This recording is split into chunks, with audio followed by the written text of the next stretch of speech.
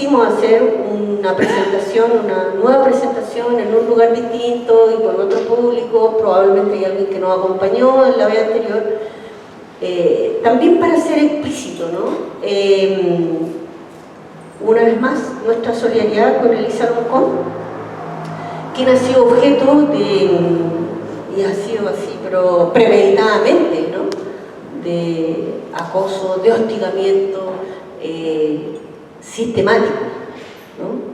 Y tampoco es casualidad eso, o sea, no es algo que sea azaroso, ¿no? No es algo que tenga argumentos sólidos, ¿no? Aquí hay la expresión máxima del colonialismo, del clasismo, de este retroceso, ¿no? Del conservadurismo, digamos, ¿no? Y que intenta ganar terreno, ¿no? Y va a ganar terreno en la medida que nosotros no seamos capaces de reaccionar y no seamos capaces de sacar la voz y no seamos capaces de plantarnos frente a ese tipo de discurso. Y por eso es necesario, ¿no?, seguirse juntando y seguir poniendo estos temas sobre la mesa y seguir discutiendo, porque de otra manera el terreno lo dejamos a merced de quienes quieren ese retroceso, quieren que volvamos a la condición de subordinación que han sido siglos, ¿no?, en los que nos han tenido, y bueno, al pueblo mapuche, a los pueblos indígenas en general, los han mantenido de esa manera, ¿no?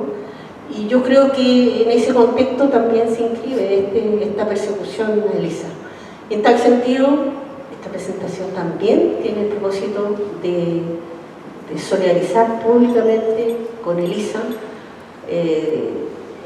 apoyar las luchas del pueblo mapuche, que son las luchas finalmente de liberación humana, ¿no? Bueno, en nombre de NOM agradezco este trabajo, entonces agradezco a ustedes que estén aquí y agradezco, por cierto, a las presentadoras que nos acompañan y que van a comentar el libro esta tarde. Yo los voy a presentar a las dos y luego les damos la palabra para que puedan comentar el libro. Ellas van a ir directamente al libro. Cristina Moyano, que nos acompaña siempre, agradecidos por eso, Cristina. Ella es doctora en Historia, decana de la Facultad de Humanidades de la Universidad de Santiago de Chile, profesora titular del Departamento de Historia, licenciada en Educación en Historia y Geografía y magíster en Historia de Chile por la Universidad de Santiago. Y por otra parte, Ana Luisa Muñoz García, ella es profesora asistente de la Facultad de Educación de la Universidad Católica, doctora en Cultura Educacional, Política y Sociedad de la Universidad Estatal de Nueva York en Búfalo. Es magíster en Ciencias de la Educación, con mención en Currículum, de la Pontificia Universidad Católica de Chile, Santiago. Es profesora de Historia, Geografía y Educación Cívica y licenciada en Educación por la Universidad de la Frontera. Bueno, dos excelentes presentadoras que van a poder comentarnos del libro. No nos pusimos de acuerdo quién partía.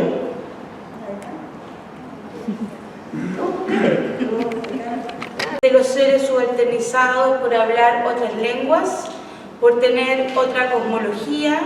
por ser distintos del ideal criollo occidental. Y es valiente porque denuncia eso, y las denuncias no nos gustan, o no les gustan a todos, menos en estos tiempos y menos cuando lo hace un equipo liderado por una mujer mapuche que ha sido objeto de prácticas de discriminación xenófobas, machistas y profundamente conservadoras y patriarcales. También es un texto valioso por esa crítica y por las propuestas respecto de cómo repensar la interculturalidad para promover efectivamente una sociedad donde no operen esas líneas del ser y no ser, y se genere un ecosistema donde la diversidad y el respeto a la diferencia y al otro colabore en diálogos fecundos para una comprensión de la complejidad. Elisa Loncón, Álvaro Gainza, Natalia Irmas, Diego Mellado, nos disponen en un libro los resultados del proyecto Fondesit, en el que Elisa hizo de investigadora responsable y que en un comienzo tenía como objetivo analizar la construcción de neologismos en la lengua mapudungún y que termina siendo un producto distinto, pero muy valioso, para terminar siendo una dura crítica al paradigma de la pedagogía eurocéntrica. El estudio, tal como lo indican sus autores, se centró en analizar el papel de la escuela y en particular del Programa de Integración Educativa, PIE, mostrando cómo el PIE, lejos de favorecer la integración plurilingüe e intercultural de los estudiantes, termina discriminándolos al imponer una concepción monocultural y occidental del mundo, de la cultura y de la lengua. Los y las autoras indican que será imposible avanzar en justicia social si no avanzamos en justicia cognitiva, lo que nos lleva a las preguntas acerca del rol que juega la epistemología en la construcción del ser y su reconocimiento. En este libro se considera que la epistemología importada mediante violencia física y cultural, la occidental, la moderna, está fundamentada en un pensamiento abisal, porque, cito a los autores, establece y oculta simultáneamente una diferencia radical entre dos realidades: la realidad que toma por existente y relevante y la realidad cuya existencia no reconoce, o si reconoce, lo considera irrelevante porque es radicalmente inferior o incluso peligrosa. Prima en esa epistemología un valor monocultural y promueve diversas formas de colonialismo disfrazado de un paradigma civilizatorio. Ahora, uno puede preguntarse,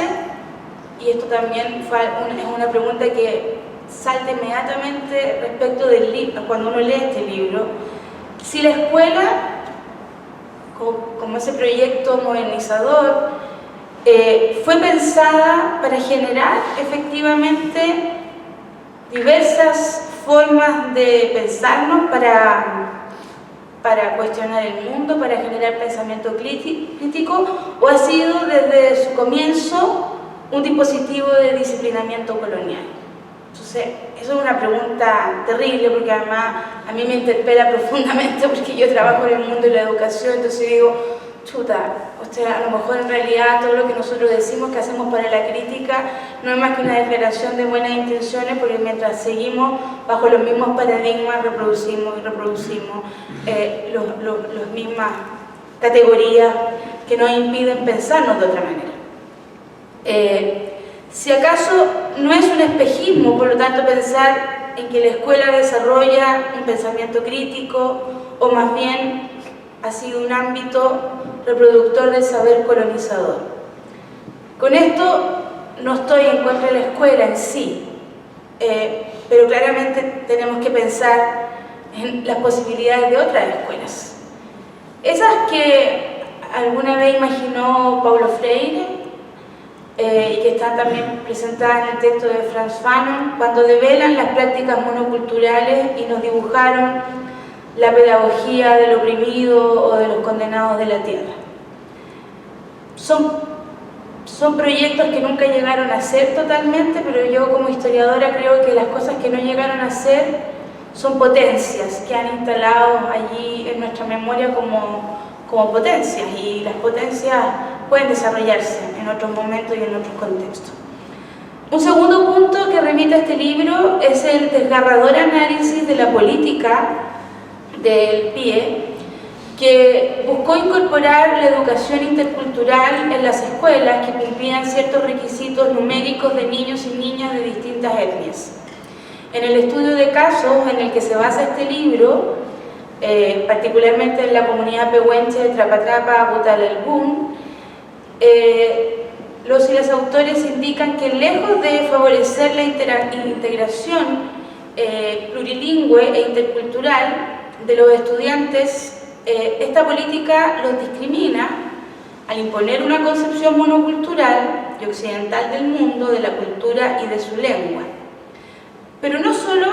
los discrimina, sino que además estos niños bilingües que practican el chedungún y a quienes se les hace clase en español, se les suele además diagnosticar como niños con necesidades educativas especiales, porque no pronuncian bien el lenguaje castellano, ¿cierto? La lengua castellana. Desconociendo, además, su riqueza cultural y lingüística particular, que tiene una forma además distinta de denominar el vínculo con la naturaleza y una particular cosmovisión, donde el ser se articula en relación con los objetos animados e inanimados de la naturaleza, articulando una forma de estar que reconoce las fuerzas de la naturaleza y les da un espacio de estructuración en el yo que la epistemología moderna y occidental niega rotundamente. Los y las autores no quieren negar la importancia de la introducción o de lo valioso que podría haber sido la integración de una política de integración educativa, pero sí los efectos de su aplicación basadas en una episteme occidental, neoliberal y una cuestión que es propia también del neoliberalismo, focalizada. 4 horas de cultura y lengua indígena solo en aquellos lugares, escuelas, donde se cumple con los porcentajes de miembros de una etnia, es muy poco para potenciar, dicen los autores, los ecosistemas de integración y reconocimiento de la diversidad de saberes y cosmologías potencian la mejor convivencia y el buen vivir. No solo es poco el tiempo, sino que además el vínculo expreso con esa patologización por el manejo inadecuado de la lengua española, que los excluye, que los violenta, ejerciendo biopoder sobre sus experiencias, imposibilitando la elaboración de identidades positivas, en casos radicales donde los niños no quieren hablar definitivamente el chedungún, porque eso los pone en un lugar, patologizado, son niños con necesidades educativas especiales. Si a lo anterior le sumamos, y esto es súper terrible, que los directores que reciben a estos niños, por declararlos con niños con necesidades educativas especiales, reciben mayores recursos para disponer de esta población vulnerable. Y entonces es un círculo absolutamente vicioso, ¿cierto?, que partió como una buena política de reconocimiento de la interculturalidad para convertirse en una política depredadora y profundamente colonizadora, donde la subalternización tiende a mantenerse como dispositivo de control y de negación. Porque lo que se está cuestionando aquí y lo que reivindica los autores y las autoras es la relevancia de la lengua y su mantención para la construcción de cosmologías, de maneras de representarse, de subjetivarse,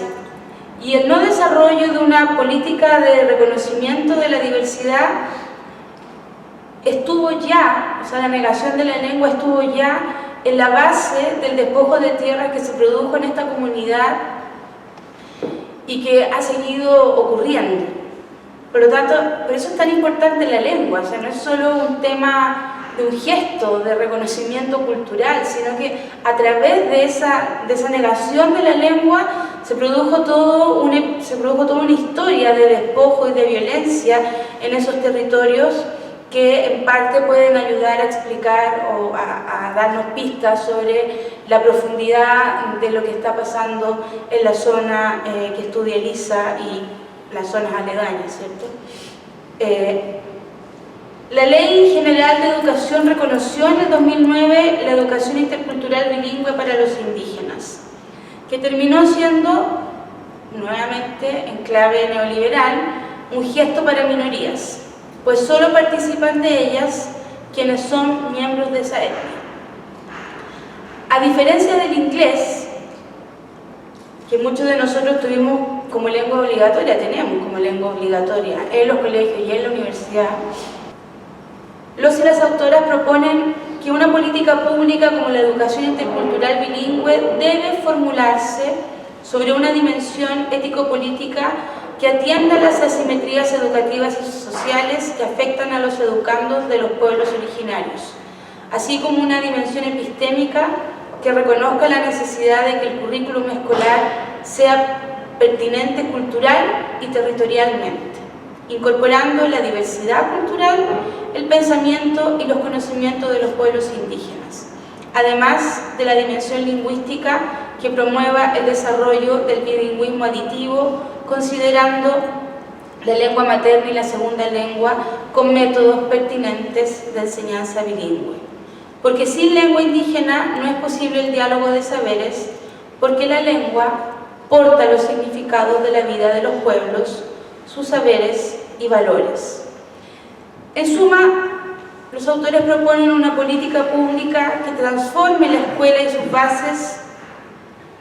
que operan como dispositivos del colonialismo interno y también intelectual. Un desafío que es a todas luces complejo por cuanto amenaza los órdenes que los tenemos a veces naturalizados, del patriarcado eurocéntrico moderno, desafiando la ciencia occidental al quitarle su orden jerárquico prioritario. De construir la escuela que reproduce ese colonialismo intelectual que establece una jerarquía y distancia entre el mundo indígena colonizado y la cultura occidental colonizante, lo que Fanon identifica como la dialéctica entre el colonizado y el colonizador, planteada en su obra Los condenados de la tierra, es lo que plantean los y las autores como desafío, como política y como aporte a las prácticas de resistencia, que a la postre han venido siendo la manera de sobrevivir a estas dinámicas subalternizadoras que construyen líneas divisorias entre el ser escuela cultural occidental y el no ser cultura pehuenche. Tal como plantean los investigadores que hicieron este estudio, sin justicia cognitiva no puede haber justicia social, y la lectura de los hallazgos que en este libro se plantean nos invitan a pensar no solo en la función de la escuela, sino que también las políticas públicas que han incorporado la interculturalidad más como un compromiso que como parte de un episteme que subvierte los órdenes coloniales que están naturalizados en nuestras prácticas y en nuestros cuerpos. Muchas gracias.